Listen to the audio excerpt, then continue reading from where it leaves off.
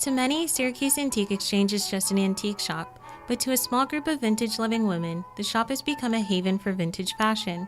Last month, the shop held their first ever ladies' vintage pop-up shop, bringing in a number of local vintage clothing vendors. We had an event over the summer, and we had a really good turnout for a lot of girls mainly, who kind of dress in a vintage style as their everyday outfit. And there's a lot of girls who sell online locally but don't have a place that they can set up just because of the cost of having a storefront.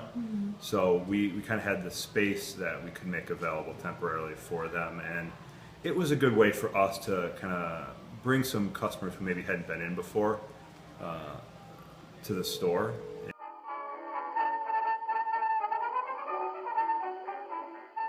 I think that it gives us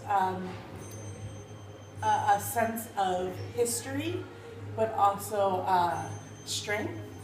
I think we get to experience everything throughout others' lives, basically, and incorporate it into our life. So if we find something from the 1940s, we're living, in a sense, someone else's family or someone else's dress or someone else's story in history, and we get to bring it into our home. Coming from a retail background, for me, there's nothing more powerful than being able to control your appearance in a way that you feel happy and beautiful. There's so much power in that for a woman.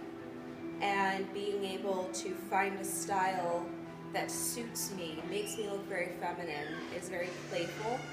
It's everything, and it is very much empowering. Absolutely.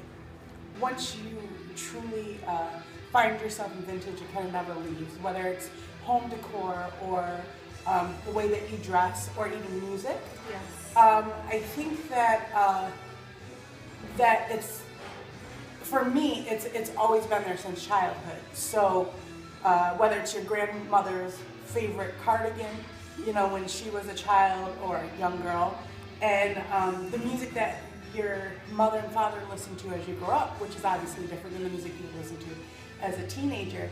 I think a sense of vintage and retro lifestyle is a part of everyone's life, but it's as far as you take it. It's you take bits and pieces, whether it be from film, again from music, or even the stories that your parents tell from their time, and you kind of glamorize it.